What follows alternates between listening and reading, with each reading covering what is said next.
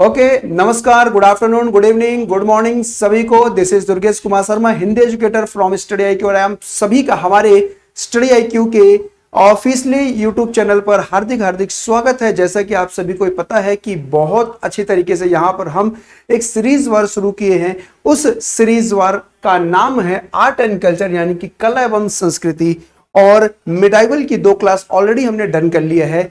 और आज की क्लास जो है तीसरी क्लास है, और जो दूसरी क्लास थी उसका पार्ट 1 हमने कंप्लीट किया। ये पार्ट 2 की क्लास है, यानी कि दिल्ली सल्तनत काल के दौरान जो वास्तुकलाएं थी उस वास्तुकला के हम बात कर रहे हैं यहाँ पर पार्ट 2 की, क्लास 2 की बात करें तो। और आपको पता होगा जब क्लास 1 में मैंने आपको पढ़ाया था, दिल्ली सल्तनत जो था वह 2 भाग में डिवाइड था, एक साम्राज्यिक शैली में और दूसरा प्रांतीय शैली में। पहला क्लास जो था हमने पूरी तरह से साम्राज्यिक शैली में बात किया, जो बहुत सारे वंश थे, जैसे आपका गुलाम वंश था, फिर खिलजी वंश आया, फिर तुगलक वंश आता है, फिर तुगलक वंश के बाद आपका सैयद वंश आता है, सैयद वंश के बाद आपका लोधी वंश आता है, जिसमें सैयद वंश में कोई भी वास्तुकलाएं देखने को मिली। सबसे कम वास्तुकला जो मध्यकाल में देखने को मिलता है वह आपके तुगलक में मिलता है, क्योंकि उन्होंने कुछ नया नहीं बनाया था। सिर्फ क्या किया था, जो पुरानी इमारतें थी आपके फिरोज शाह तुगलक ने, उन्होंने पुरानी इमारतों को पूरी तरह से अच्छा करने का प्रयास किया, मजबूत करने का प्रयास किया, और कुछ भी नहीं। हाँ, नए में बात करेंगे तो उन्होंने सिर्फ कुतुब मीनार का 5वां जो फ्लोर था उन्होंने किसने बनवाया था, आपके फिरोज शाह तुगलक ने बनवाया था, और कुछ भी ऐसा अपने को नया देखने को नहीं मिलता है। तो ये था साम्राज्यिक शैली। और अब हम बात कर रहे हैं आपके प्रांतीय शैली। तो आज की क्लास को स्टार्ट करने से पहले I would like to tell you one thing, कि सबसे पहले आप एक बार चेक कर लीजिए कि आपने सेशन को लाइक किया है कि नहीं। वीडियो को अंत तक देखिएगा, वीडियो बहुत अच्छी लगे प्लीज इसे शेयर कर दीजिएगा। और यदि आप चैनल पर पहली बार आए हैं तो सब्सक्राइब करना मत भूलिएगा और बेल आइकन के बटन को प्रेस करना मत भूलिएगा, ताकि और अपडेट्स आपको टाइम टू टाइम मिलती रहे। डेली क्लास शाम को 6 बजे रहती है, डेली शाम को 6 बजे क्लास रहती है। तो आप कोई कहीं पर भी हो, कुछ भी काम कर रहे हो, डेली शाम को 6 बजे आप स्टडी IQ के PSC वाले यूट्यूब चैनल पर बैठ जाइए, आपको वहां पर ये वीडियो लाइव मिल जाएगी। क्लियर है? बढ़िया। तो चलिए हम सेशन को शुरू करते हैं। कुछ नए तरीके से। तो दिल्ली सल्तनत काल के दौरान जो वास्तुकला थी, यानी कि जो प्रांतीय शैली थी, उसे हम पढ़ते हैं। और प्रांतीय शैली की अगर हम आपसे बात करें कि प्रांतीय शैली था क्या, किस प्रकार से काम करता था, तो उस प्रांतीय शैली की तरफ हम बढ़ते हैं। और बढ़ने से पहले मैं ये चाहूंगा कि यदि आप इसकी PDF चाहते हैं, आपको इसकी PDF चाहिए, तो you can join my Telegram channel, जिसका नाम है हिंदी बाय दुर्गेश। आप मेरा टेलीग्राम चैनल ज्वाइन कर सकते हो, वहां पर इसकी PDF एंड लिंक दोनों मिल जाएगी आपके यूट्यूब की। और साथ ही साथ आपको स्टडी IQ का PSC वाला भी टेलीग्राम चैनल ज्वाइन करना, वहां पर भी इसकी लिंक और PDF अपडेट अपलोड कर दी जाती है। और साथ ही साथ और भी क्लासेस की जो क्लासेस की लिंक है, जो क्लासेस की PDFs हैं, कुछ नोटिफिकेशंस हैं, कुछ नए एग्जाम्स हैं, अगर उनका इन्फॉर्मेशन आप चाहते हैं तो you can also join study IQ PCS Telegram channel, उसके लिए भी आप ज्वाइन कर सकते हैं। अब बात ये निकल के आता है कि जो प्रांतीय शैली है, उस प्रांतीय शैली में हमें किन किन चीजों के बारे में स्टडी करना है, प्रांतीय शैली में हम किन किन चीजों के बारे में पढ़ेंगे, किन किन चीजों के बारे में जानकारी में रखेंगे। तो देखिए,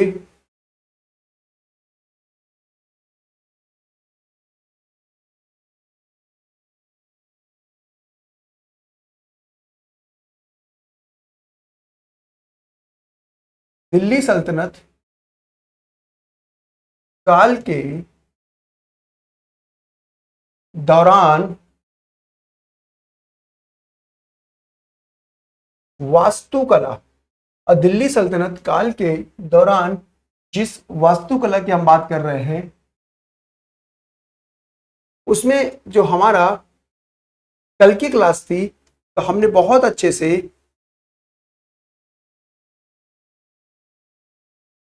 साम्राज्यिक शैली पढ़ ली थी। क्या कर लिया था? साम्राज्यिक शैली हमने बहुत अच्छे से डन कर लिया था कि साम्राज्य की शैली क्या कहती है। जो बेसिकली वंश देखने को मिलते हैं, उन सभी वंश के बारे में हमने देख लिया था। नाउ अब हम जो आज की क्लास पढ़ेंगे, ये हम पढ़ेंगे आपका प्रांतीय शैली के बारे में डिस्कस करने वाले। और प्रांतीय शैली की अगर हम बात करें तो इस प्रांतीय शैली में इस प्रांतीय शैली में जैसे एक हम डिस्कस करेंगे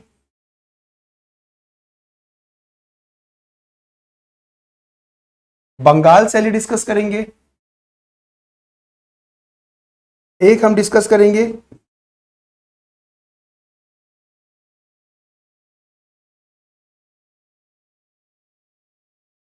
जौनपुर शैली, डिस्कस करेंगे, एक हम डिस्कस करेंगे मालवा शैली। और मालवा शैली में खासकर जो मांडव वाला एरिया है, धार जिले में जो मांडू पड़ता है, मांडू में बहुत सारी वास्तुकलाएं देखने को आपको मिलेंगी, चाहे असरफी महल हो, है ना, या फिर आपके जहाज महल हो, कोई भी वहां पे महल होंगे बहुत सारे हम डिस्कस करने वाले, रूपमती महल हो, वो सभी कहीं ना कहीं मालवा शैली के अंतर्गत देखने को मिल जाता है। और एक लास्ट हम पढ़ेंगे, ये रहेगा आपका बीजापुर शैली। एक लास्ट हम पढ़ेंगे बीजापुर शैली, हम डिस्कस करने वाले हैं। तो बेसिकली हमारे पास कितनी शैलियां हैं? 4 शैलियां हैं। इन चारों शैलियों को हम क्या करेंगे? डिटेल में हम पढ़ने वाले हैं। इन चारों शैलियों को हम क्या करने वाले हैं? डिटेल में पढ़ने वाले हैं।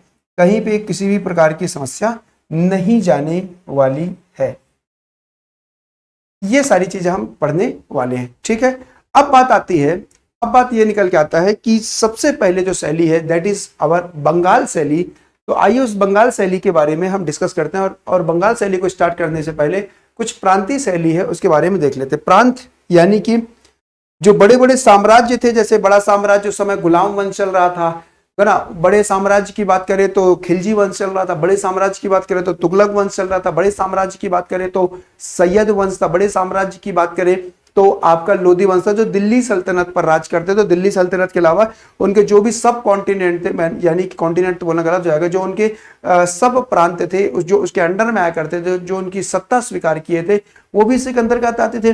तो जिनकी बात हम कर रहे हैं जो दिल्ली सल्तनत पे नहीं था, जो दिल्ली पर राज गद्दी पे नहीं बैठे थे, तो ऐसे बहुत सारे छोटे छोटे शासक थे जिन्होंने अपनी खुद की शैली को डेवलप किया, कुछ नई शैलियों को जन्म दिया, उसे ही प्रांतीय शैली कहा जाता है। इसी पॉइंट को हमने यहां पर लिख भी दिया है, आप इसको बहुत अच्छे से पढ़ भी सकते हैं। जैसे यहां पे लिखा हुआ है, अगर आप रीड करेंगे तो क्या लिखा है? इस अवधि के दौरान इंडो इस्लामी शैली ने स्थानीय स्थापत्य शैली को प्रभावित करना प्रारंभ कर दिया था। इस अवधि के दौरान इंडो इस्लामिक शैली ने स्थानीय स्थापत्य शैलियों को भी प्रभावित करना आरंभ कर दिया था। जो प्राचीन काल में, जो हमने प्राचीन काल की वास्तुकला पढ़ी, तो उस समय जो मंदिर बनाए जाते थे, तो बहुत सारे मंदिर राजाओं द्वारा बनाए जाते थे जो उस समय के शासक थे, जो मुख्य शासक थे। लेकिन जो मुख्य शासक नहीं थे लेकिन शासक तो थे, तो वो जो शासक छोटे छोटे जगह पे थे, तो उन छोटे छोटे जगहों पर भी क्या होने लगा था कि जो इंडो इस्लामिक ने उसने अपना प्रभाव दिखाना शुरू कर दिया था। तो छोटे छोटे मंदिर थे, है ना, छोटे छोटे इमारत थे, छोटे छोटे जो कह सकते हैं महल थे, है ना, या किले थे, उन पर भी धीरे धीरे इंडो इस्लामिक शैली ने क्या करना, अपना प्रभाव डालना शुरू कर दिया था। जिसमें जैसे बंगाल हो गया, बीजापुर हो गया, जौनपुर हो गया, मांडू हो गया। मांडू यानी कि मालवा शैली हो गई। मालवा वास्तुकला के विकास में महत्वपूर्ण केंद्र बन चुके थे। इन सब में जो प्रांतीय रूप से निकल कर आए आर्ट एंड कल्चर के, तो वो कौन से निकल के आए? ये कुछ शैलियां देखने को मिली जो कुछ स्थानीय शासकों ने इसको क्या किया, डेवलप करने का प्रयास किया।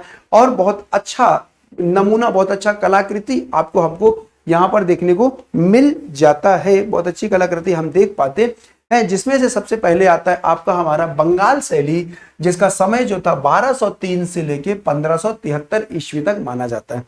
बंगाल शैली का जो समय माना जाता है कब से कब तक माना जाता है? ये माना जाता है आपका 1203 ईस्वी से लेके 1573 ईस्वी के बीच माना जाता है।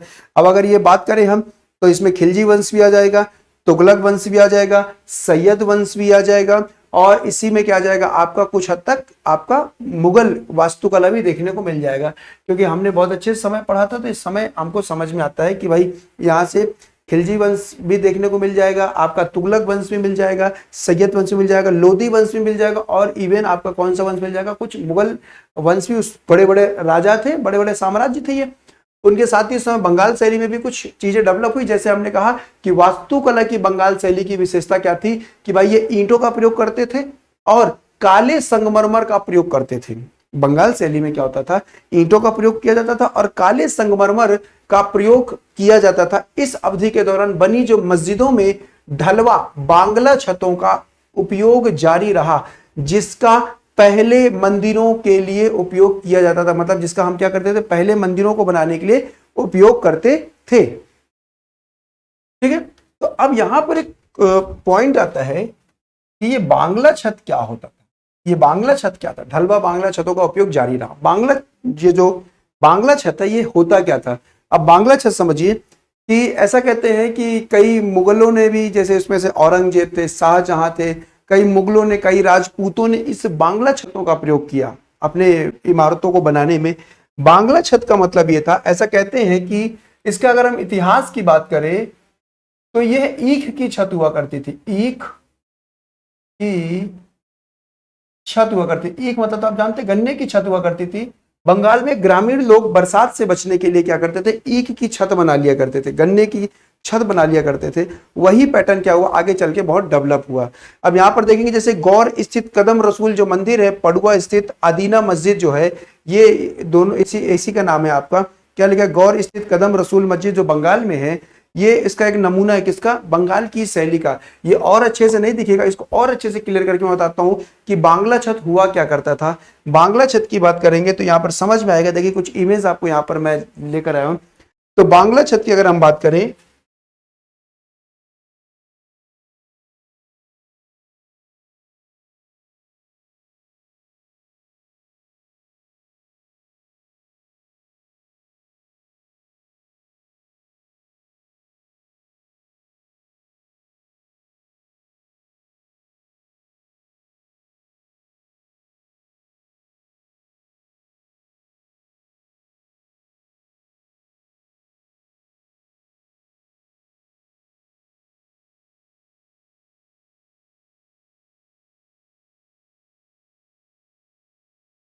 चलिए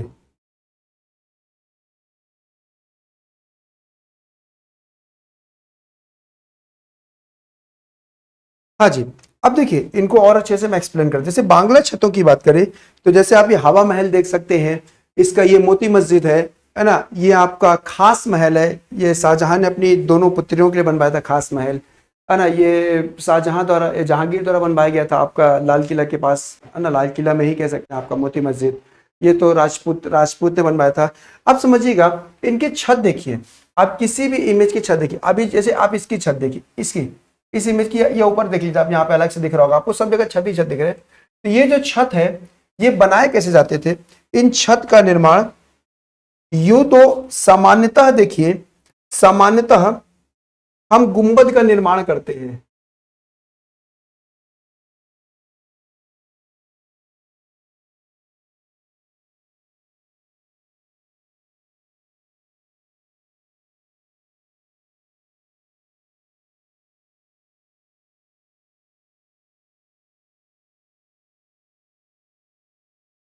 नहीं, लेट मी मेक मी,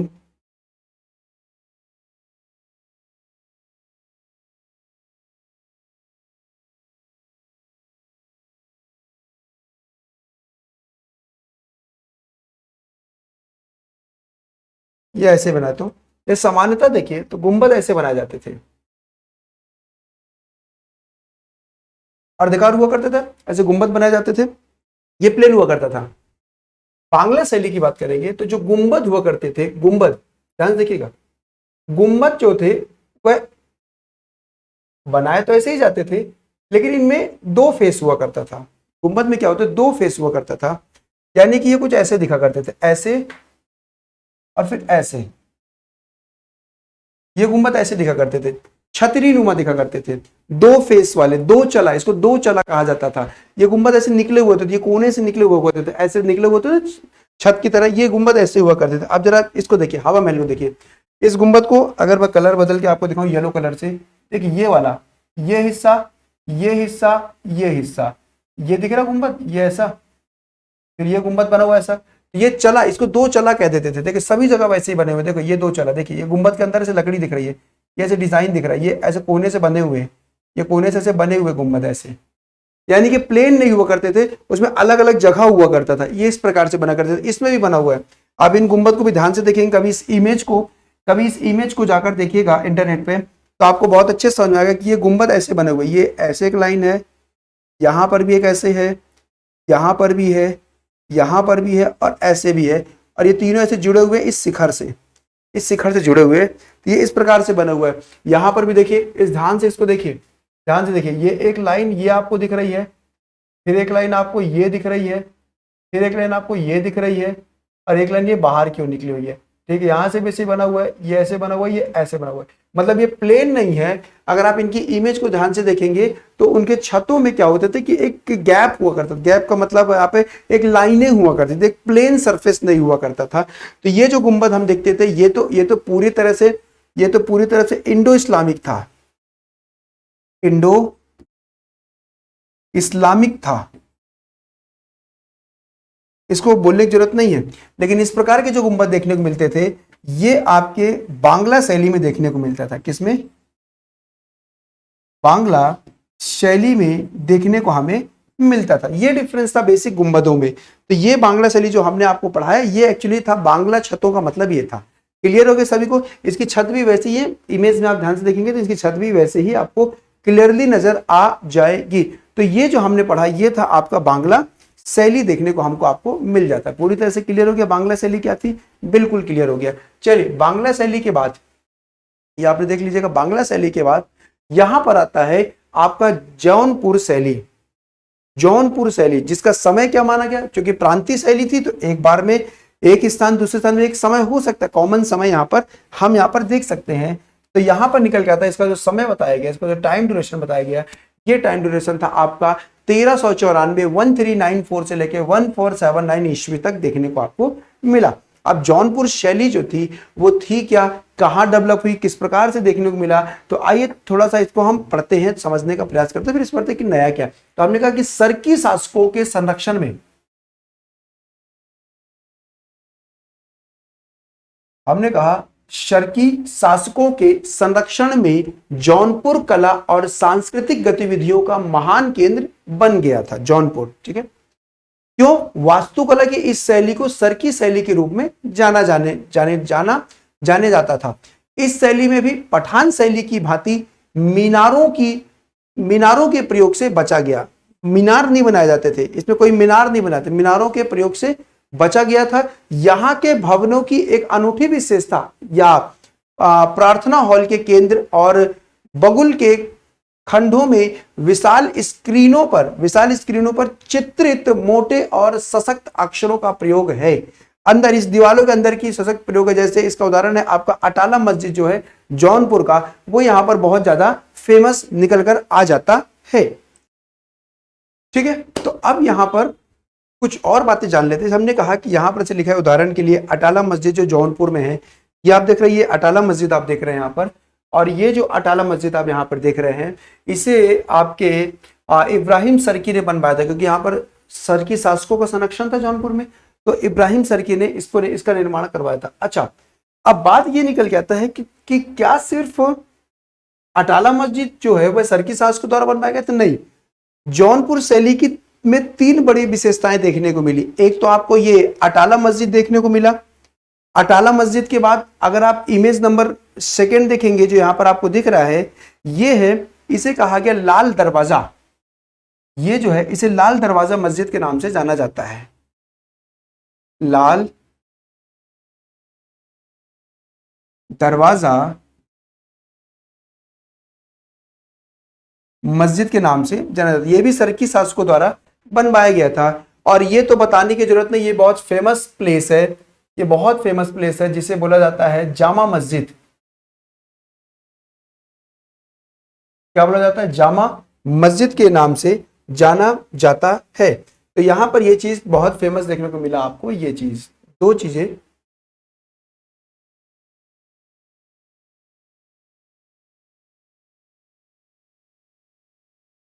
देखने को आपको हमको यहां पर मिल जाता है। क्लियर है?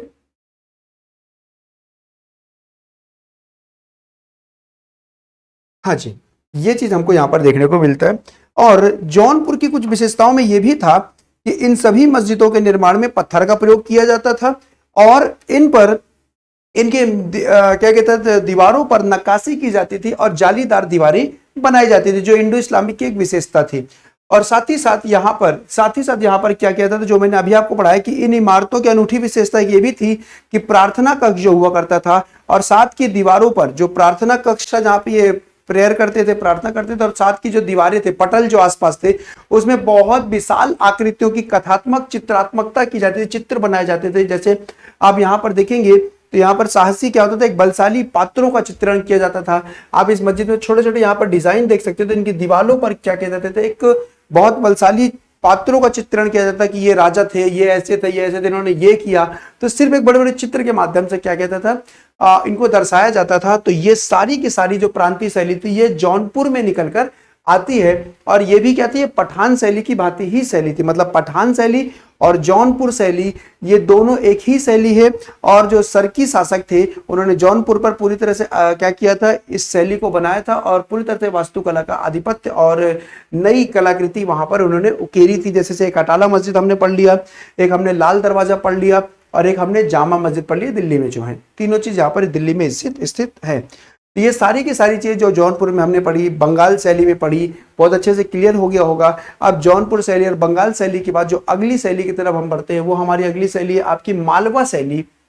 कौन सी शैली है? अगली शैली हमारी मालवा शैली, ठीक है, मध्य प्रदेश की शैली है।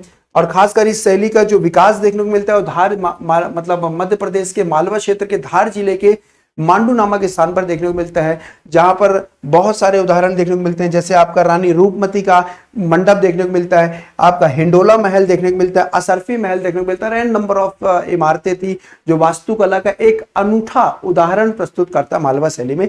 तो आइए थोड़ा सा इसके बारे में भी हम डिस्कस कर लेते हैं। जैसे हमने कहा कि मालवा के पठार में स्थित धार और मांडू के नगर वास्तुकला के प्रमुख स्थल बन गए थे उस समय। यहां की जो भवनों की सबसे प्रमुख विशेषता थी कि विभिन्न रंगों के प्रस्तरों और संगमरमरों का प्रयोग किया गया था। वेरी वेरी इंपॉर्टेंट, मतलब कलरफुल। हमने यहाँ पे क्या किया, पत्थरों का प्रयोग किए थे हमने, मतलब उस समय के जो शासक थे कलरफुल पत्थरों का प्रयोग कराया था और कलरफुल संगमरमरों का प्रयोग क्या किया था, उनकी एक अनूठी विशेषता थी। इसके पहले बंगाल में गए थे तो काले संगमरमर का उपयोग किया जाता था और लाल बलुए पत्थर का उपयोग किया जाता था। यहाँ पर कलरफुल पत्थरों का उपयोग और कलरफुल संगमरमरों का प्रयोग देखने को मिलता था मांडू में। फिर क्या था, भवनों में विशाल काय खिड़कियां लगी थी, बड़ी बड़ी खिड़कियां लगाई गई थी, जो शायद यूरोपीय प्रभाव का परिणाम माना जाता है। ऐसा माना जाता है कि बंगाल में जो मालवा में जो बड़ी बड़ी खिड़कियां बनाई गई थी वह यूरोपीय शासकों के समय का एक परिमाण कह सकते हो माना जाता था, जो मेहराब और स्तंभों के शैलीकृत प्रयोग से अलंकृत थी। और उनके जो अलंकरण का प्रयोग किया था तो मेहराबदार से किया गया। तो मेहराबदार शैली मैंने आपको पढ़ाई भी है,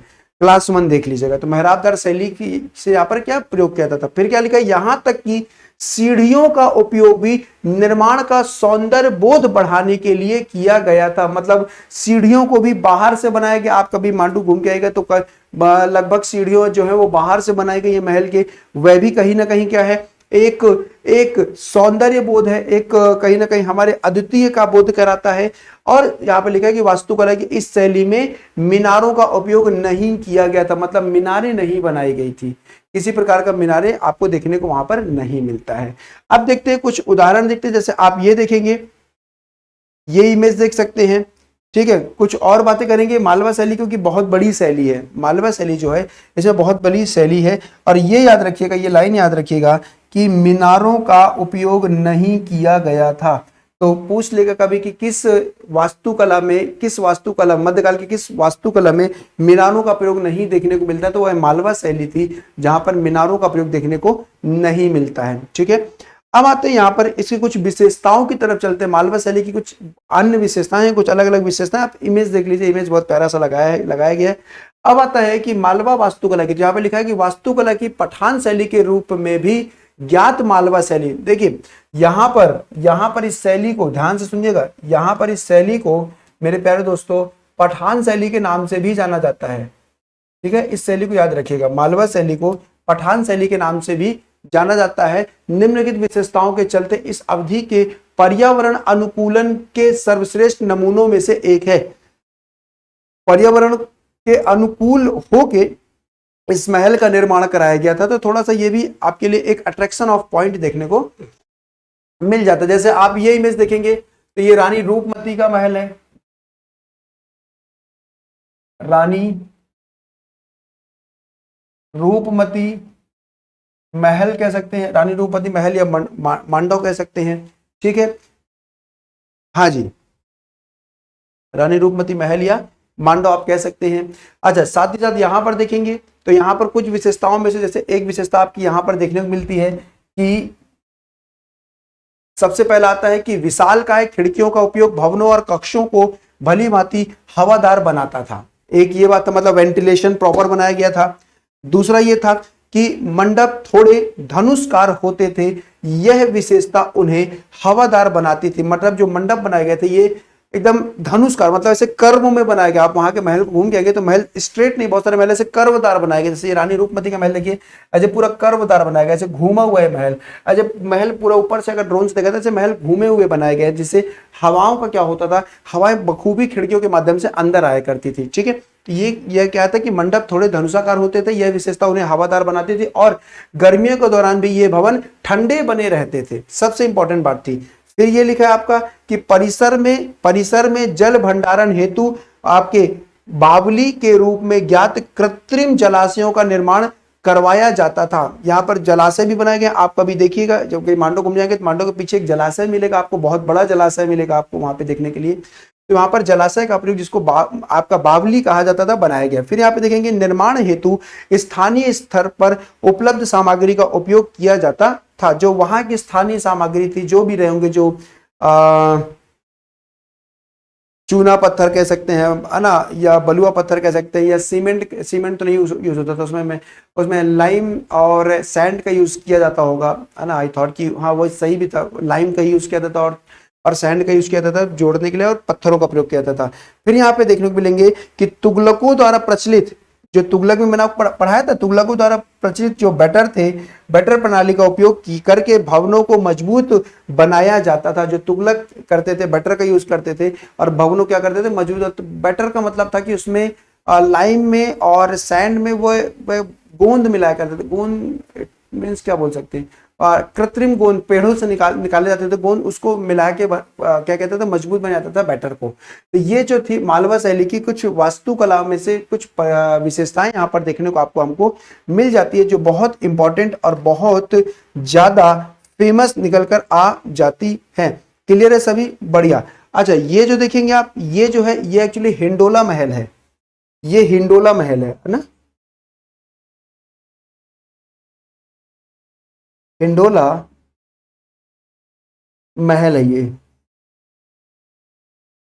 और इधर जाएंगे तो ये जो है ये असरफी महल है। ये जो महल है ये असरफी महल देखने को मिलता है, ये वाला असरफी महल निकल के आ जाता है। तो ये तो हमने पढ़ा जो मालवा शैली। क्लियर है सभी को?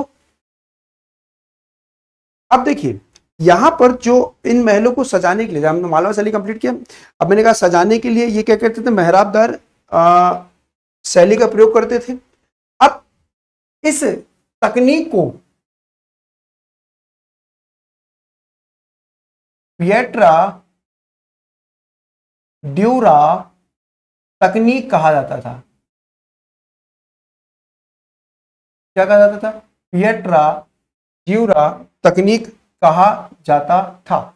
इसको आपके जो सजावट की जाती थी महलों को सजाने के लिए जिन अलंकृत पत्थरों का प्रयोग किया जाता था, जिन अलंकृत संगमरमरों का प्रयोग किया जाता था, जिन अलंकृत छोटे छोटे पत्थर जो होते हैं, चमक जैसे पत्थर है, इनका प्रयोग किया जाता था, उस तकनीक को पिएट्रा ड्यूरा तकनीक कहा जाता था। ठीक है, ये मालवा में बहुत फेमस था। कभी एग्जाम में आ जाए 3 मार्क्स लिखने के लिए कि पिएट्रा ड्यूरा तकनीक क्या था, तो थोड़ा इस चीज को क्या करना, आपको याद रखना है, ताकि और अच्छे से आपको चीजें समझ में आ जाए।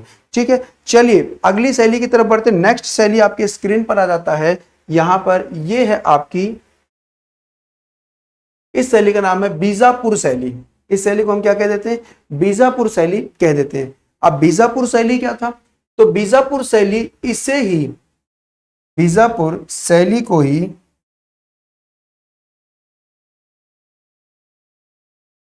बीजापुर शैली को ही दक्कन शैली भी कहा जाता था।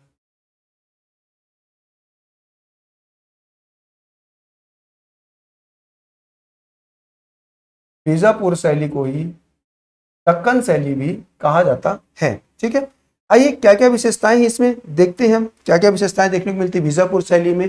तो सबसे पहले लिखा है कि आदिल शाह के संरक्षण, यहाँ पे लिखा है आदिल शाह के संरक्षण के अंतर्गत बीजापुर शैली या वास्तुकला की दक्कन शैली का विकास हुआ था। किनके? आदिल शाह के संरक्षण में। अब इसमें देखने को मिलता है कि उसने अनेक मस्जिदों, इसने आदिल शाह ने अनेक मस्जिदों, मकबरों और महलों का निर्माण करवाया था। इनका अनूठापन, मतलब इनमें यूनिकनेस क्या थी, अनूठापन क्या था कि 3 मेहराबों वाले अग्रभाग और बल्बनुमा गुंबदों का उपयोग किया था। बल्बनुमा मतलब एकदम क्लीन, मतलब अब उसमें कोई भी वो चला नहीं मिलेगा, बीच में कुछ भी डिजाइन नहीं मिलेगी, तो एकदम बल्बनुमा, ये आप ऊपर देख रहे हो जो बल्बनुमा आप यहाँ पर देखते हो उपयोग देखने को मिलता है। इसका समय देख लीजिए 1490 से लेकर 1656 ईस्वी तक मिलता है। 3 मेहराब वाले अग्रभाग और बल्बनुमा, 3 मेहराब अग्र वाले मेहराब, मतलब जो डिजाइन थे वो 3 तरीके के डिजाइन की जाती थी, मतलब एक ही दीवार पे 3 तरीके के डिजाइन देखने को मिलता था। उन्हें कहा गया कि अग्रभाग मतलब 3 मेहराब वाले अग्रभाग मिलते थे कि एक ही दीवार पे 3 तरह की डिजाइनें देखने को हमको मिला। किनके? आदिल शाह के संरक्षण में। इन्होंने मस्जिद बनवाया, मकबरे बनवाए। नया क्या किया इन्होंने? बल्बनुमा गुंबदों का प्रयोग किया। सबसे इंपॉर्टेंट, वेरी वेरी इंपॉर्टेंट, बल्बनुमा गुंबदों का प्रयोग किया। और साथ ही इन्होंने क्या कहा कि ये सभी लगभग कैसे थे? गोलाकार थे और सकरी गर्दन वाले थे। गोलाकार थे, उनकी गर्दनें नीचे, जो गुंबद नीचे से ऊपर जाते थे, तो ऐसे उनका गर्दन जो होता था क्या होता था? सकरी हुआ करते थे। तो वही लिखा है कि सकरी गर्दन वाले थे। उन्होंने आपके कॉर्निस का उपयोग भी प्रचलित किया। कॉर्निस का उपयोग भी इन्होंने क्या किया? प्रचलित किया। अब क्वेश्चन ये निकल के आता है कि कॉर्निस क्या था। ठीक है, तो अब बात ये निकलता है कि कॉर्निश क्या होता था। कॉर्निश का मतलब हुआ करता था कि जो आपके इमारतें बनाई जाती थी, इमारतों के छत पर एक तरीके का, जैसे अपन छत, अपन हमारे घर में आज छत देखते हैं आप, छत के आगे एक वो बनाया जाता था बालकनी जैसा, बाहर से निकलने के लिए एक्स्ट्रा, जो हमारी दीवार से बाहर निकाला जाता है हल्का सा, उसके ऊपर हम बाहर छत पे भी ऐसे दीवार से हमारे बाहर आता है जो चीजें, तो जो दीवार से हल्का सा बाहर आता था उसे कहा जाता था कॉर्निस का उपयोग। ये कॉर्निस कहलाता था। तो ये बहुत जोरों पर था किसपे? आपके इनके संरक्षण में। कौन से? बीजापुर शैली में देखने को मिला। अच्छा, अब वो जो छत बनाए जाते थे उसको सपोर्ट के लिए नीचे कुछ भी नहीं लगाया जाता था, बस लोहे का एक बेस बनाया जाता था और कुछ भी नहीं बनाया जाता था, बस इतना ही था इसमें। और इनके संरक्षण में, मतलब आपके आदिल शाह के संरक्षण में बड़े बड़े गुंबदों का प्रयोग बहुत प्रचलन में था। अगर इसका प्रमाण देखना है तो आदिल शाह का मकबरा देख लीजिएगा, बहुत बड़ा गुंबद बना हुआ है उसमें। ठीक है, और बीजापुर में ही चलेंगे तो आगे निकल के आता है यहां पर कि बीजापुर शैली की एक प्रमुख विशेषता इसकी छतों का व्यवहार था। छतें किसी भी स्पष्ट सहारे के बिना टिकी थी। मैंने आपसे क्या बोला था कि बस एक छोटा सा लोहे का बेस बनाया जाता था, गाटर डाल के छत बनाए जाते थे, जो भी समझ लीजिए पुराने जमाने के जो घर बनाए जाते थे अलग से छत निकाले जाते तो गाटर लगाए जाते थे, वैसा कुछ था, लेकिन उनके बाकी स्पेशली कोई बेस देखने को नहीं मिलता है। फिर यहाँ पे निकल के आता है कि लोहे के फ्लैमों और गारे के मजबूत प्लास्टर का उपयोग भवनों को मजबूती देने के लिए किया जाता था और दीवारें समृद्ध नक्काशियों से अलंकृत की जाती थी। ये जो आप देख रहे हैं ये आदिल शाह का मकबरा है, आप देख सकते हैं ये इमेज जी मैंने लगाई, ये आदिल शाह का मकबरा, कितना बड़ा गुंबद बनाया गया है, बल्बनुमा, एकदम क्लीन बल्बनुमा यहाँ पर गुंबद देखने को मिलता है। अच्छा, यहीं पर एक इसी में पढ़ेंगे हम, एक शैली है जिसका नाम है आपका मरमर श्रवी गैगरी, जिसको कहा गया आपका विस्परिंग गैलरी। ये क्या था? थोड़ा सा ये हट के है इसी शैली में, प्रांतीय शैली में, इसको समझ लेते हैं। क्या लिखा है? इस तरह से बनी होती है आपकी मरमर श्रवी शैली होती है, इस तरीके से बनी होती है जहां फुसफुसाहट की आवाज को भी गैलरी के अन्य हिस्से में स्पष्ट रूप से सुना जा सकता है। ये गैलरी ऐसी बनाई जाती थी, जिसको ये गैलरी जो थी ये इस प्रकार से बनाई जाती थी कि आप फुसफुसाएंगे भी तो भी सामने वाले को सुनाई दे देगा कि आप क्या फुसफुसा रहे हैं।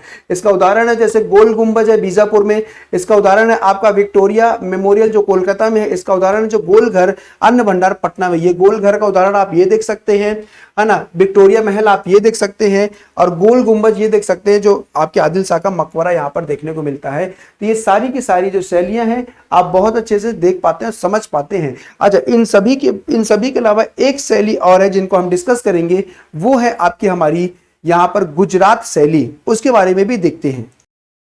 ठीक है, तो अब हम डिस्कस करते हैं अगली शैली जिसका नाम था गुजरात शैली।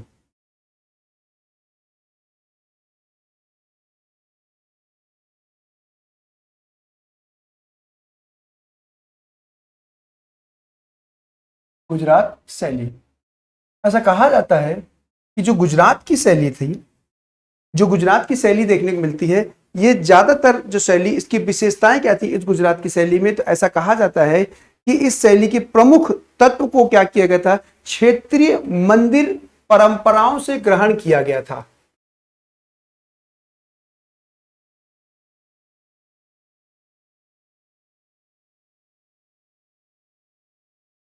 इस शैली ने क्षेत्रीय मंदिर परंपराओं से ग्रहण किया था। अब जो ग्रहण किया था वो क्या क्या चीजें थी जो यहां पर हमको आपको देखने को मिलती, जैसे इन्होंने क्या कहा कि भाई इनके वास्तुकला में, चाहे वह मस्जिदों का निर्माण हो, मकबरों का निर्माण हो या मंदिरों का निर्माण हो, तोरण देखने को मिलता था मंदिरों में। इन्हीं के मंदिरों में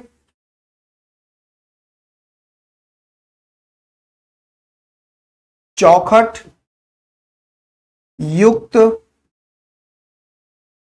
मेहराब मिलता था।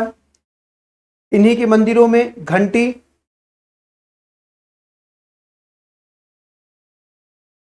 मिलती थी। इन्हीं के इस शैली में क्या मिलता था, श्रृंखला रूपांकनों की नक्काशी मिलती थी। श्रृंखला रूपांकनों की नक्काशी मिलती थी। श्रृंखला रूपांकनों की क्या मिलती थी, नक्काशी मिलती थी। यहीं पे कब्रों हो गए, मस्जिदों हो गए, कब्र हो गए, मस्जिद हो गए, है ना, या दरगाहों के लिए, दरगाहों के लिए पेड़ों को चित्रित करने वाली, पेड़ों को चित्रित करने वाली नक्काशी, पेड़ों को चित्रित करने वाली नक्काशी दार पट्टियां शामिल थीं। दार पट्टियां शामिल थी। नक्काशीदार क्या शामिल थी, पट्टियां शामिल थी। यह गुजराती शैली की विशेषताओं में से एक थी। यह चीज गुजराती शैली में आपको हमको देखने को मिलता है। तो ये पूरा जो सिलेबस है, जो आज की क्लास है, हम यहीं पर समाप्त करेंगे, क्योंकि ये पूरी तरह से कंप्लीट हो जाता है। जो भी प्रांतीय शैली थी दिल्ली सल्तनत की। अब दिल्ली सल्तनत के बाद जो अगला क्लास हमारा नेक्स्ट क्लास रहेगा, क्लास 1 जो रहेगा, ये रहेगा मुगल काल की प्रमुख वास्तुकलाएं। अब हम चलेंगे मुगल काल की तरफ, मतलब 1516 तक की हमने सारी बातें कंप्लीट कर ली। अब हम चलेंगे मुगल काल में ऐसी क्या क्या चीजें देखने को मिली, कौन कौन सी वास्तुकलाएं थी, और सबसे ज्यादा मध्यकाल में अगर वास्तुकलाओं की बात करें तो मध्यकाल में भी देखने को मिला है। तो आप सभी आज की क्लास के बाद अगली क्लास में आना मत भूलिएगा, जो पूरी तरह से मुगल काल की वास्तुकला पर बेस्ड रहने वाली है। और यदि आपको ऐसा लगता है कि मुझे आपसे जुड़ना चाहिए, मुझे और अच्छे से आपके साथ पढ़ना है, मुझे कोर्स बता दीजिए। अगर आपको ऐसा लगता है कि आप मेरे साथ जुड़ना चाहते हैं, अपने स्टडी को और अच्छा बनाना चाहते हैं, तो आपके लिए एक बहुत सुनहरा मौका ये आया है कि अभी इस समय स्टडी आईक्यू जो है, स्टडी आईक्यू जो है आपके लिए कोर्स लेकर आया है। बहुत ही मजेदार कोर्स, आप देखिए यहाँ पर कोर्स जो लिख आया है, ये कोर्स है बहुत इंपॉर्टेंट। इस कोर्स को देखिएगा, तो इस कोर्स का नाम है यहाँ पर निश्चय फाउंडेशन बैच 9। निश्चय फाउंडेशन बैच 9वां। आप किसी भी राज्य से बिलोंग कर रहे हो, उड़ीसा से हो, हरियाणा से हो, असम से हो, पंजाब से हो, जम्मू एंड कश्मीर से हो, वेस्ट बंगाल से हो, महाराष्ट्र से हो, कहीं से भी आप बिलोंग कर रहे हो, इवन आप प्रगति बैच भी चल रहा है आपका ओडिशा पीएससी के लिए। आप देखेंगे पंजाब के लिए भी चल रहा है, संजीवनी बैच भी लॉन्च कर दिया गया है अभी यहाँ पर। किसके लिए? उत्तर प्रदेश के लिए संजीवनी बैच यहाँ पे लॉन्च कर दिया गया, बिहार के लिए, मध्य प्रदेश के लिए आरंभ बैच लॉन्च किया गया। आप किसी भी कोई भी कोर्स आप क्या कर सकते हैं, कोई भी कोर्स आप परचेस कर सकते हैं। जैसे आप हरियाणा से बिलोंग करते हैं, आपने हरियाणा में क्लिक कर दिया, आप देखेंगे प्राइस राशि कितनी लिखी है 14,999, 14,999 रुपए। परेशान होने की जरूरत नहीं, और कम कर देते हैं इस प्राइस राशि को। आपको क्या करना है, ऐड प्रोमो कोड लिखना, और ऐड प्रोमो कोड में सिर्फ डीके लाइव लिख के अप्लाई कर देना। जैसे ही डीके लाइव लिख के अप्लाई करोगे, प्राइस राशि सीधे 3,000 रुपए कम हो जाएगी, मात्र 11,999 रुपए में, जिसकी वैलिडिटी 24 मंथ ही है। वो कोर्स आपको मिल जाएगा। और इस कोर्स में हमारे द्वारा क्या क्या प्रोवाइड कराया जाएगा, लाइव लेक्चर मिलेगा, लाइव क्लासेस मिलेंगी, 1-to-1 मेंटरशिप मिलेगा, आंसर राइटिंग मिलेगा, प्रोग्राम टेस्ट सीरीज मिलेगा, हैंड रिटन नोट्स मिलेगा। उसके साथ साथ आप देखेंगे यहाँ पर आपको मिलेगा लाइव क्लासेस मिलेगी, कॉम्प्रहेंशन कवरेज सभी टॉपिक्स के मिलेंगे, टेस्ट सीरीज मिलेगा, प्रैक्टिस क्वेश्चंस मिलेंगे, और भी बहुत सारी चीजें हैं जो आपको यहाँ पर मिलने वाली हैं। तो किसी भी स्टेट से आप बिलोंग कर रहे हो, अगर आपको लगता है कि हम मुझे पढ़ना चाहिए, स्टडी आईक्यू के साथ जुड़ना चाहिए, जो चीज एक डेमो के रूप में स्टडी आईक्यू अगर इतना यूट्यूब में प्रोवाइड करा सकता है, तो आप सोचिए पेड क्लास में कितना ज्यादा कंटेंट मिलेगा। चाहे आप प्रीलिम्स की बात करो, चाहे आप मेंस की बात करो, चाहे आप इंटरव्यू गाइडेंस की बात करो, एक बैच के अंदर वो सारी चीजें कवर कराई जाएगी। मतलब प्रीलिम्स के पूरे सिलेबस हम कवर कराते हैं, मेंस आंसर राइटिंग कैसे लिखना है फ्रॉम बिगिनर टू एडवांस। मतलब अगर आप फर्स्ट टाइम भी लिखने के लिए आ रहे हैं तो डोंट वरी, हम वहां पर हैं आपकी हेल्प करने के लिए। यदि आप बहुत एडवांस लेवल पे भी हैं और थोड़ा बहुत आपसे मिस्टेक हो रही है, तो भी हमारे एक्सपर्ट, हमारी जो फैकल्टीज है वो इतना एक्सपर्ट है कि आपको बारीकी से बताएंगे कि आप कहां पर मिस्टेक कर रहे हैं। वो सभी आपकी कमियां दूर होंगी और आप बहुत जल्दी से सिलेक्शन ले जाएंगे। तो इसके लिए आपको कोर्स परचेस करना पड़ेगा और अच्छे से पढ़ने के लिए। तो आई होप आपने इसको एंजॉय किया होगा। अब हम मिलते हैं अगली क्लास में। तो thank you for your watching, we will meet on next video. जाने से पहले सेशन को एक बार लाइक कर जाइएगा, हो सके वीडियो अगर अच्छी लगी तो प्लीज इसे शेयर कर दीजिएगा, और यदि आप चैनल पर पहली बार आए हैं तो सब्सक्राइब करना मत भूलिएगा, बेल आइकन के बटन को प्रेस करना मत भूलिएगा इस तरीके के अपडेट्स के लिए। Thank you so much, thank you for watching, have a good day, bye bye, जय हिंद, भारत माता की, thank you so much, bye bye, take care. Comment करना मत भूलिएगा वीडियो कैसी लगी, बाय बाय।